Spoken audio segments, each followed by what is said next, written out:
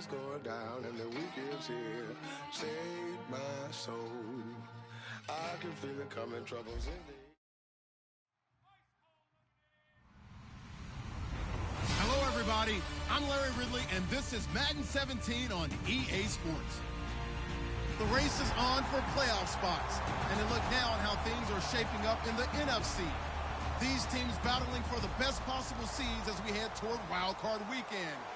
Should be an exciting finish to the regular season. It's the Cardinals going up against the Vikings. So, for the call of this Week 11 matchup, let's hand it over to our commentary team, Brandon Godden and Charles Davis. Larry, it's the newest facility in the NFL, and it is a beauty as we come to you from U.S. Bank Stadium here in Minneapolis. Today we've got an interesting Week 11 matchup on tap between the Arizona Cardinals and the Minnesota Vikings.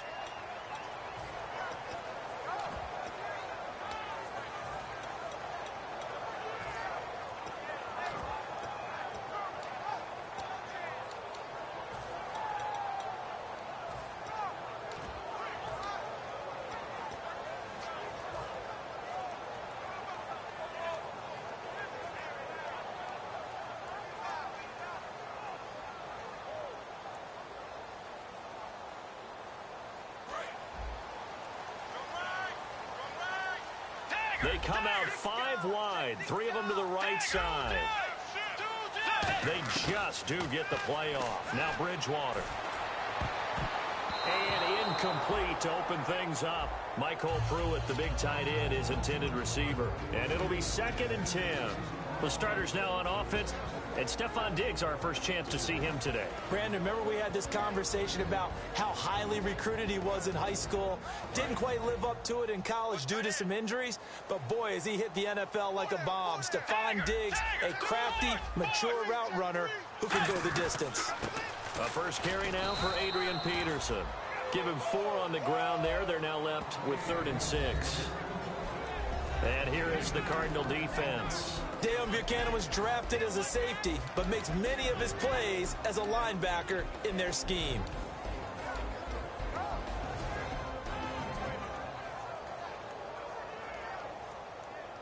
This defense looking for an early stop. This is 3rd down and 6. On 3rd down, Bridgewater. And finding Pruitt. And he's going to have the first down at about the 38. That one goes for 13 yards, and it moves the sticks. And after that completion, you can understand why so many teams are emphasizing speed on defense at every position. The tight ends have created so many tough matchups now. If you can't run with a tight end as a linebacker, this is going to be the result every time. Time running out here on the play clock. First down, here's a run with Peterson. They give him 4 yards there. It'll be 2nd and 6. Not a run that you're going to write home about, but still a good first down run. That's what an offense calls staying on schedule. 3 to 4 yards on first down, you're set up very well for the rest of the drive. See if they stay on the ground for 2nd down.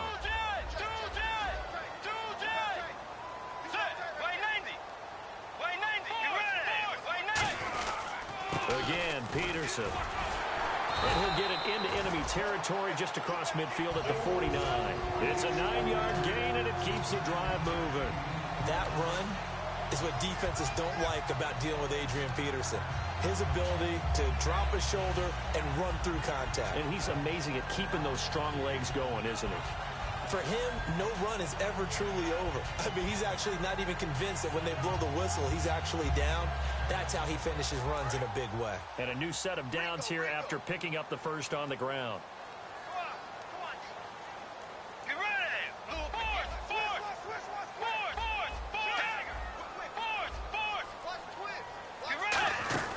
They'll run it now out of the gun. And he stopped immediately there. No gain on the play. It'll be 2nd down. And he got off the end there very quickly to make that play. Yeah, it was almost like the bullet train, wasn't it? I mean, just zoom. Quick, quick, quick. And what a terrific play, holding him to no gain. And he gets this inside the 35-yard line. One thing I can say pretty safely, That route is not called if you don't have a guy who can throw the ball and put some mustard on it, because if you're going to lollipop it in the middle of the field, bad things usually happen. It takes a strong-arm guy who can rifle it in there, and they were able to successfully complete that one. He's going to flip one out here to his running back. It'll be a 2-yard gain, and that'll make it a 2nd down. And they're getting him involved early. You feel like they saw something on tape, or they just have a sense with him because he's had a good week of practice or something in that area that they want him involved. Just as you said, they want him to touch it either in the running game or the passing game, but they must like the matchups they're getting.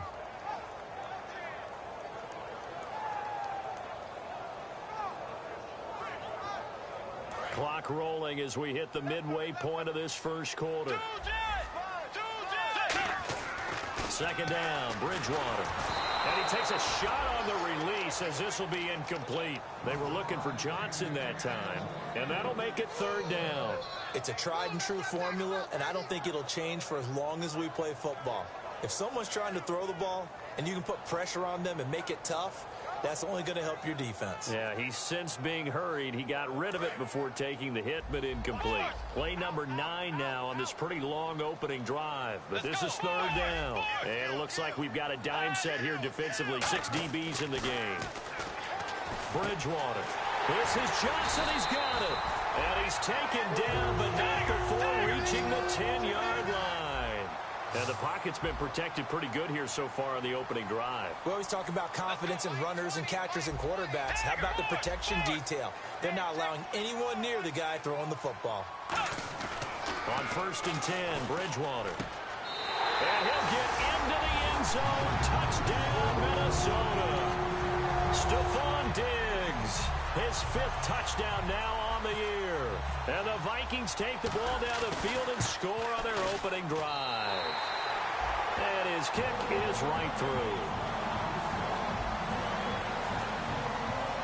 And so we have the touchdown now. Here's Blair Walsh to kick this one away. That's fielded in the end zone.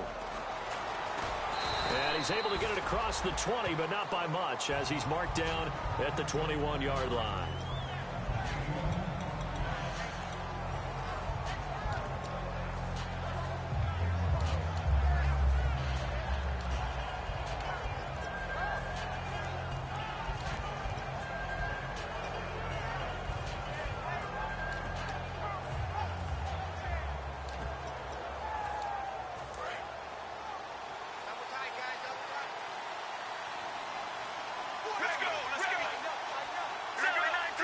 They come out with 1 back and 3 tight ends. Under a heavy rush, and down he goes. They bring a man off the corner that time, and he gets home for a loss of 6. The game plan for any defense is finding ways to make a quarterback uncomfortable in the pocket. When you bring pressure from all angles, you never know who's going to get home. In this case, the left cornerback, right in the face of him, puts him down.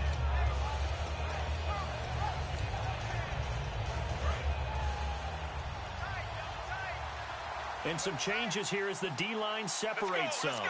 And now the Vikings are going to stop it here on defense with a timeout. They'll have 2 remaining as we step aside here in this first quarter.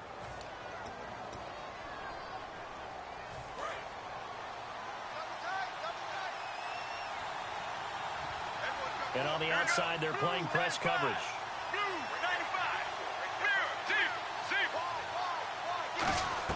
Now Palmer to throw on 2nd down. Looking left side, and it's complete. And he's brought down. And the play goes for 19 yards, gives him a new set of downs. In recent years, the slot receivers really gained stature in the NFL.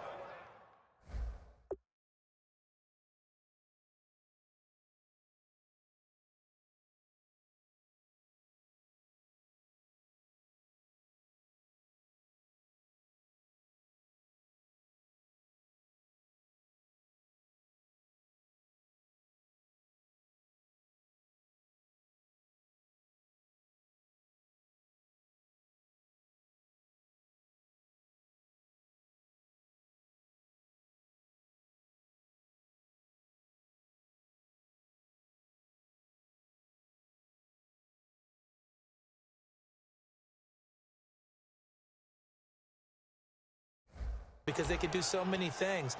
Yes, they can line up wide like your normal wide receiver, but to have that kind of courage and toughness to run routes in the middle of the field and become dependable targets for their quarterbacks and move the sticks, those guys are worth their weight in gold.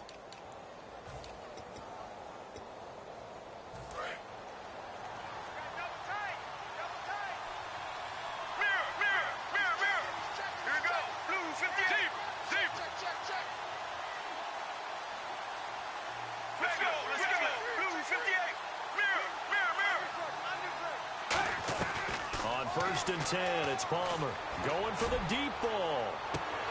He couldn't quite hold it. Got hit. Ball pops out, incomplete. The inaugural drive for this offense today, and the guy we're going to talk about, Michael Floyd. Starting to develop into a #1 receiver, a guy that you'll count on downfield.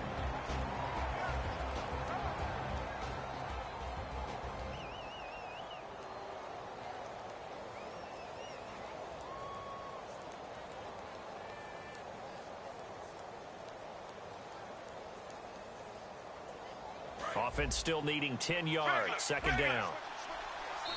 Another timeout called by the Vikings now. And that's their second charge timeout here in this first quarter. They're down to 1 remaining.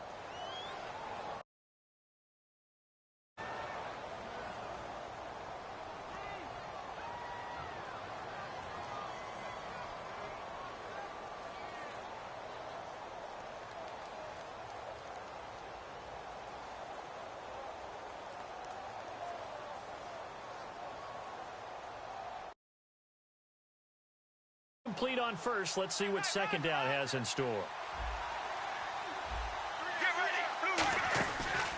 The first carry now. This is Johnson. A strong running. And he'll get this up to about the 38-yard line.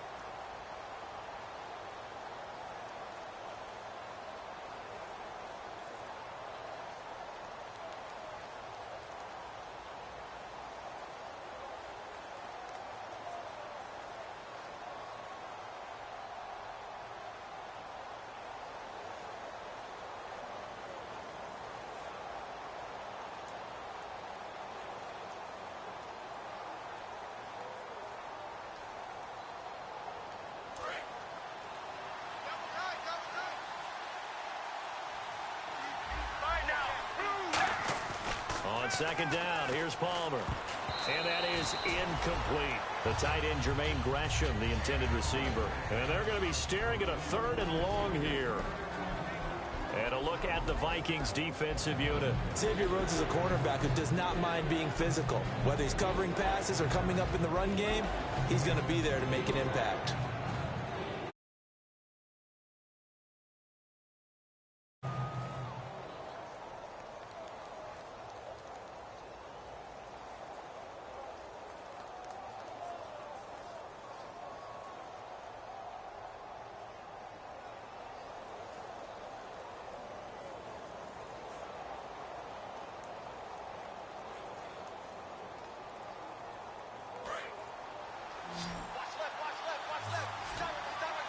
And the Vikings with an extra defender in the secondary on 3rd. Playing coverage here. Now Palmer on 3rd and long. And now another one thrown incomplete. That one was intended for John Brown. And that'll bring up 4th down. There are a good number of coaches that anytime they call an in route are really worried about the play because there's so much traffic ordinarily that the ball has to get through to get to the receiver. And on that play, it was batted down.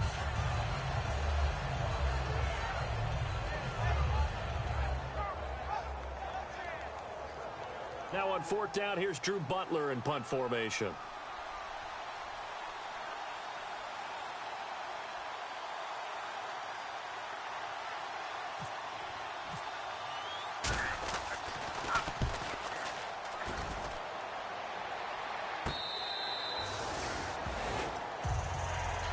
The Vikings offense